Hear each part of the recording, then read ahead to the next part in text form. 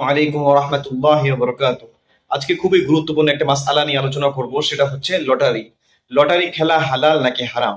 আমরা যেটা দেখে থাকি লটারি, যে অনেকগুলো টিকিট বিক্রি করে সেল করে এবং অনেক মানুষ এই টিকিটগুলো কিনে, এবং একটা নির্দিষ্ট একটা সময় পার হওয়ার পরে এবং এই টিকিটগুলো ড্র করা হয়, যার নাম্বারের সাথে মিলে যায় সে হইতেছে পরিপূর্ণ টাকা, যেই যে ফিক্সড একটা অ্যামাউন্ট থাকে, 1 লাখ, 10 লাখ, 5 লাখ, একজন মানুষই সব টাকা পেয়ে যায়, বাকি সবাই কিছুই পায় না। তো এই ধরনের খেলাকে, এটাকে জুয়া বলা হয়। এটা হচ্ছে জুয়া। জুয়ার মধ্যে যে জিনিসগুলো পাওয়া যায় লটারির মধ্যে সেই জিনিসগুলো পাওয়া যাচ্ছে। সেটা হচ্ছে বিনা পরিশ্রমে ভাগ্যের উপর নির্ভর করে টাকা উপার্জন করা। তো এটা হচ্ছে ইসলামের দৃষ্টিকোণ থেকে জুয়া। এবং হাদিসে পাকের মধ্যে আসছে কুল্লু মাইসিরিন হারামুন, সব ধরনের জুয়া এটা হচ্ছে হারাম।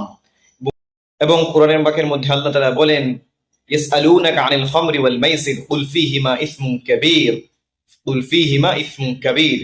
এবং হচ্ছে মদ এবং জুয়া এটা হচ্ছে অনেক বড় গুনাহ, এবং এটা অনেক বড় গুনাহ। এবং আল্লাহ তাআলা আরেক আয়াতে বলেন, ইয়া আইয়ুহাল্লাযীনা আমানু ইন্নামাল খামরু ওয়াল মাইসিরু ওয়াল আনসাব। খমর, মাইসার, মাইসার বলা হয় জুয়াকে। তো এটা হচ্ছে, এটা শয়তানের একটা নাপাক জিনিস। এবং আল্লাহ তাআলা কোরআনের মধ্যে বলেন, ফাজতানিবুহু লাআল্লাকুম তুফলিহুন, তোমরা এই সমস্ত জিনিস থেকে বেঁচে থাকো। অর্থাৎ তাহলে বোঝা গেল লটারি খেলা এটা সম্পূর্ণ হারাম, এটা এবং এটা অবৈধ ইসলামের দৃষ্টিকোণ থেকে।